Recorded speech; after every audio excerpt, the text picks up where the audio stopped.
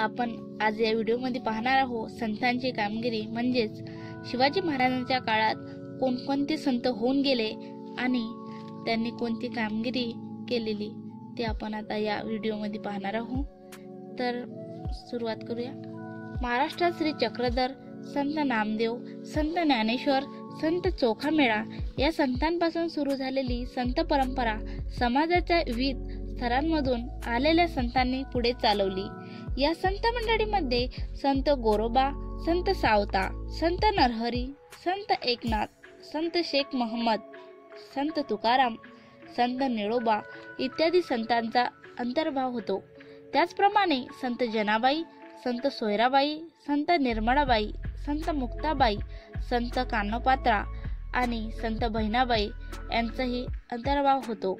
त्यांनी लोकांना दया, अहिंसा, परोपकार, सेवा, समता, बंधुभाव इत्यादी गुणांची शिकवण दिली। कोणी लहान नाही, कोणी मोठा नाही, सगळे सारखे अशी समतेची भावना संतांनी लोकांच्या मनात निर्माण केली।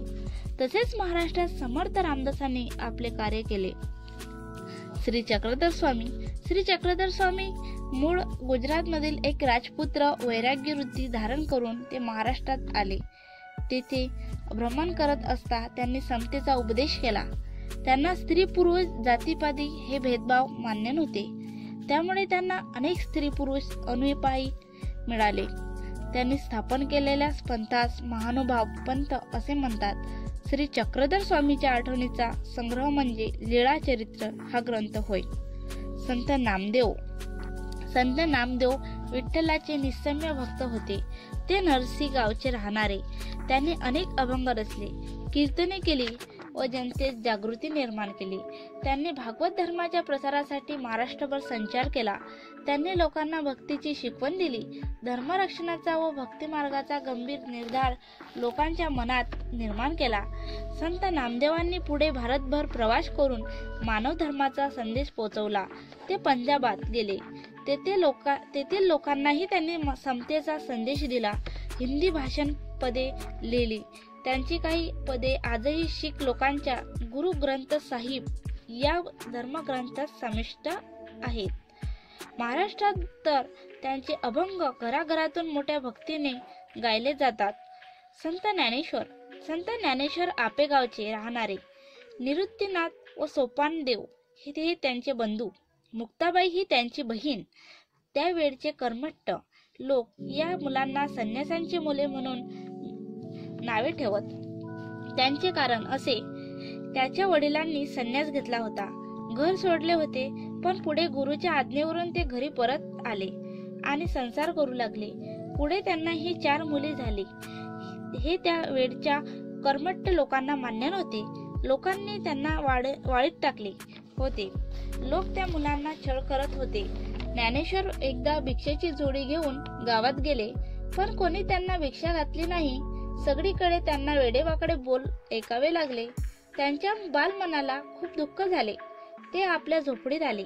झोपडीचे दार बंद करून त्यात दुःख करत बसले। तितक्यात तिथे मुक्ता आली। गवताच्या ताटीवर टिचक्या मारत ती ज्ञानेश्वरांना म्हणाली, ताटी उघडा ज्ञानेश्वरा। अहो, आपण दुःखी कष्टी होऊन कसे चालेल? जगाचे कल्याण कोण करील? बहिणीच्या उपदेशाने ज्ञानेश्वरांना हुरूप आला। दुःख विसरून ते कामाला लागले। ठिकठिकाणी गोरगरिबाचा, मागासलेला लोकांचा धर्माच्या नावाखाली छळ होत होता। तेव्हा ज्ञानेश्वरांनी लोकांना कळकळीचा उपदेश केला। ईश्वरावर श्रद्धा ठेवा, सगळ्यांशी समतेने वागा, दुःखी माणसांना मदत करा, त्यांचे दुःख नाहीसे करा। त्यांचा उपदेश गेली 700 वर्ष महाराष्ट्राच्या कानाकोपऱ्यात एकसारखा घुमत आहे। त्या काळात धर्माचे ज्ञान संस्कृत ग्रंथांमध्ये बंदिस्त झाले होते। सर्वसामान्य लोकांची बोलण्याची व व्यवहाराची भाषा मात्र मराठी होती।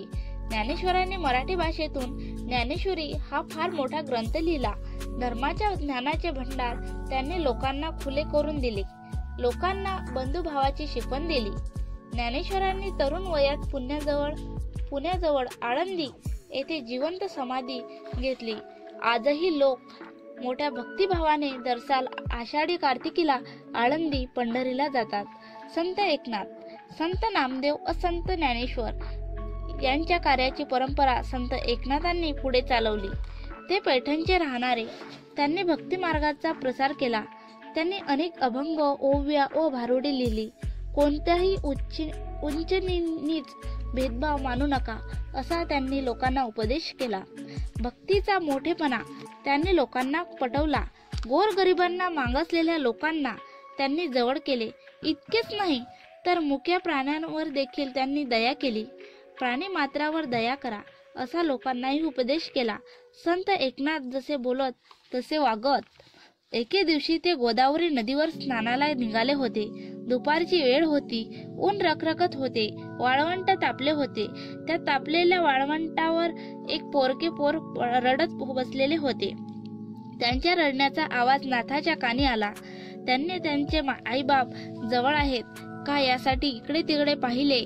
धावत ते त्या मुलाजवळ गेले. त्यांनी ते पोर उचलून कडेवर घेतले. त्यांचे डोळे पुसले. त्याला त्याच्या घरी पोचत गेले.